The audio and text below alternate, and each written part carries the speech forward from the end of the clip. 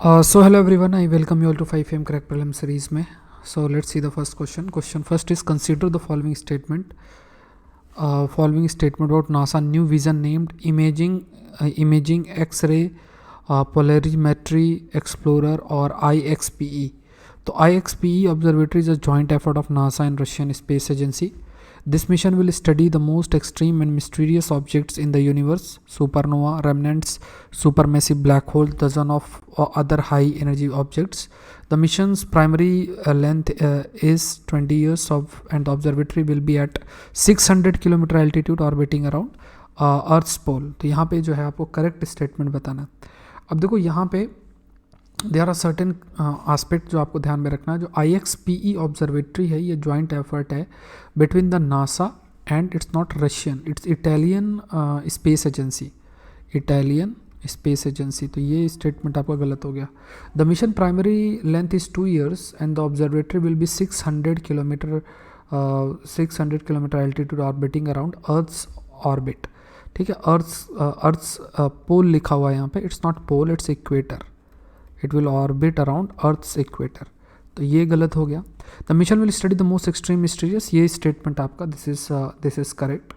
So for example, how do black hole spin? Was the black hole at the centre of the Milky Way actively feeding on surrounding material in the past? How do pulsars shine so brightly in X-ray? ये सब चीज़ें आपके इस mission के तहत देखा जाएगा. तो यहाँ पे जो आंसर है दैट इज़ डी. ये आप न्यूज़ में देख सकते हो, न्यूज़ में आया था. This session is presented by me, my name is Saurabh Pandey. अगर आप IAS एग्जाम की तैयारी कराना अकेडमी से जुड़ सकते हैं. Let's see the second question. Second question is about non convertible debenture bond. तो यहाँ पे अगर आप देखोगे this is the topic. Non convertible debenture bond से रिलेटेड है. So basically if you talk about the non convertible debenture bonds, these non convertible debentures, they are used as a tool to raise short term funds by companies through a public issue. They offer relatively lower interest rate when compared to the convertible debenture. Non convertible debenture will fall under the debt category. यहाँ पे again you have to tell the correct answer. So यहाँ पे they are used as a tool to raise a long term fund. पहली चीज़ तो जो debenture है it's a part of a long term fund. Long term fund का ये गलत हो गया. ये क्या है, ये लॉन्ग टर्म फंड कंपनीज के द्वारा जनरेट होता है थ्रू पब्लिक इशू पे. लोग खरीदते हैं और पैसा जनरेट कंपनी कर पाती है. दूसरा पॉइंट है कि they offer relatively higher interest rate. Relatively higher interest rate होता है when compared with the convertible debentures. Non convertible debentures की जब बात करते हैं, they are fixed income instrument usually issued by high rated companies in the form of public issue to accumulation long term capital appreciation. They offer relatively higher interest rate when compared to the convertible debentures. Also they cannot be converted into equity or stock, इसीलिए इसे non convertible कहा जाता है. It can't be converted into equity या stock में इसको convert नहीं कर सकते. कन्वर्टेबल को किया जा सकता है. So that is the reason इसमें हायर इंटरेस्ट रेट आपको रहता है. दे benefit investor with their supreme returns, liquidity, low risk, tax benefit, ये सब में उनको फ़ायदा होता है. तो यहाँ पे जो ये स्टेटमेंट है this is correct, that is D is correct, rest आपका गलत है. नेक्स्ट देखते हैं. Consider the following statement. PM Svanidhi. PM Svanidhi से रिलेटेड है ये. About PM Svanidhi, it is a micro credit facility that provide street vendor a collateral free loan. Under the scheme, the vendors can avail a working capital loan of up to rupees 20,000, which is repayable in monthly installment in the tenure of 1 year. On timely early repayment of the loan, interest subsidy of 7% annum will be credited to the bank account of the beneficiary through direct benefit transfer on quarterly basis. तो ये भी news अगर आप देखोगे PIB की news है. तो यहाँ पे दे आर आस्किंग, तो यहाँ पे अगर देखा जाए so it is a micro credit facility. It's a micro credit facility और ख़ासतौर से स्ट्रीट जो वेंडर्स हैं उनको आपका मिलेगा. इस स्कीम के तहत जो वेंडर्स है they can avail a working capital loan of rupees 10,000 तक का आपका लोन अवेल कर सकते हैं. तो ये 20,000 इट इज़ अराउंड. उसके बाद जो 10,000 है रिपेबल है monthly instalment in the tenure of 1 year. PM street vendor Atmanirbhar Nidhi was launched by Ministry of Housing and Urban Affairs. जून 1 को आपका ये लॉन्च हुआ था, जून 1 2020 को. और एम क्या है, affordable working capital loan provide करना स्ट्रीट वेंडर को, जिससे कि अपना लाइवलीहुड का कार्य शुरू कर सके. जो ड्यूरेशन है is until March 2022. It's March 2022। Scheme का एम है कि जो वेंडर्स हैं they are getting back to their feet financially. Long term में एम यही है कि क्रेडिट स्कोर वेंडर्स के लिए क्रिएट किया जा सके and they can become the part of the banking system. Government का डिफरेंट स्कीम्स के बेनिफिट भी वो ले सकें। Scheme also attempt to formalize the informal sectors of the economy and provide them safety net and means of availing loans in the future. Loan avail आपका कर सके। यहाँ पे ये स्टेटमेंट आपका सही है and this statement is also right. Answer is that is 1 and 3। Next देख लो, consider the following statement of food world food programme.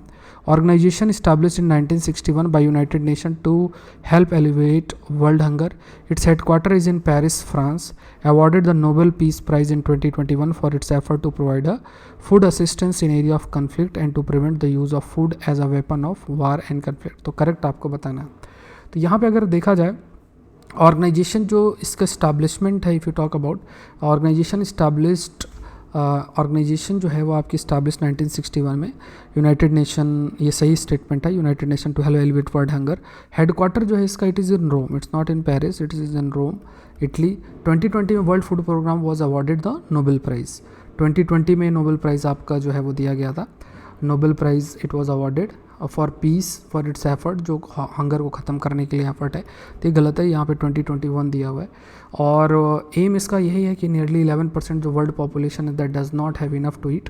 The organisation works to achieve the second of the UN 17 sustainable development goal. Zero hunger उसमें से एक target है और उसको achieve करने में इसका हेल्प है। तो यहाँ पे जो आंसर है दैट इज़ ए। तो ये देखो BBC की न्यूज़ है जहाँ पर बेस्ड आपका ये प्रश्न है। Consider the following statement about, next read है, consider the following statement national institute of pharmaceutical education and research amendment bill 2021।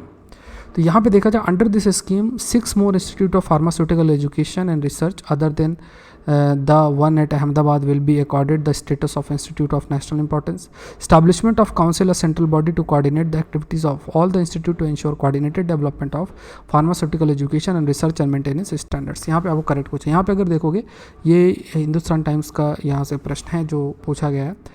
तो यहाँ पे अगर इफ़ यू सी, तो यहाँ पे under this scheme, under this national institute of जो pharmaceutical education research amendment bill 2020 है, इसमें 6 more institute of pharmaceutical education and research other then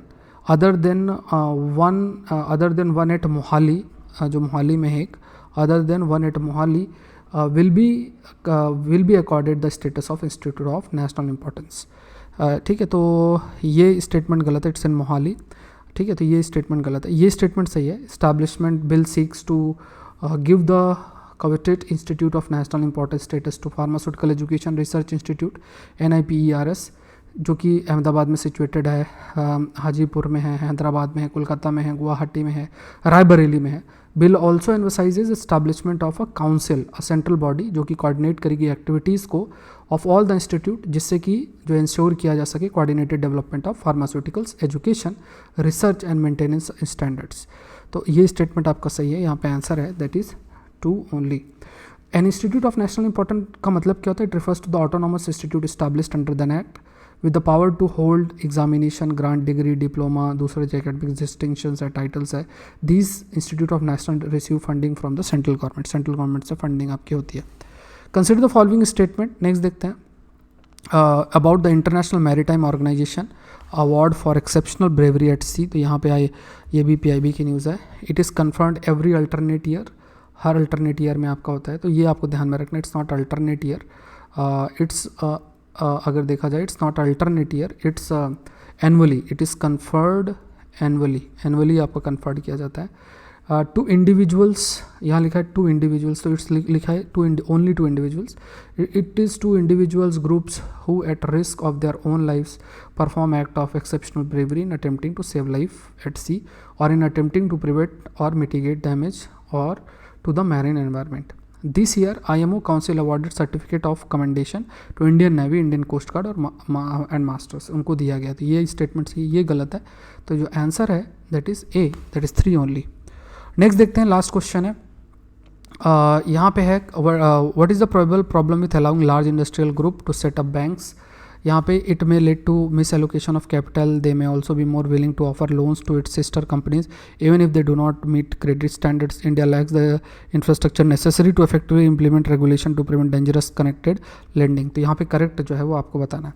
तो ये जो भी न्यूज़ अगर देखोगे भी हिंदू की है। सो अलाउिंग लार्ज इंडस्ट्रियल जो ग्रुप है, अगर लार्ज इंडस्ट्रियल ग्रुप है, अगर वो बैंक सेट करते हैं तो कैपिटल का मिस एलोकेशन हो सकता है। जैसे अभी बैंक है वो फिर अपने बिजनेस में ही हो सकता है पैसा ज़्यादा एलोकेट कर दें, और loan to its sister companies जो साथ में कंपनीज़ हैं उनको ही दिया जाए, पैसा उनको दिया जाए, और India like the infrastructure necessary, जिससे कि जो डेंजर है रिलेटेड विद कनेक्टेड जो लेंडिंग है, तो वो उससे रिलेटेड जो रेगुलेशन होना चाहिए वो नहीं है, तो वो भी एक लैकिंग एक आइडिया बन जाता है, ये भी एक प्रॉब्लम बन जाता है। तो यहाँ पे जो आंसर है दैट इज़ 1, 2 एंड 3।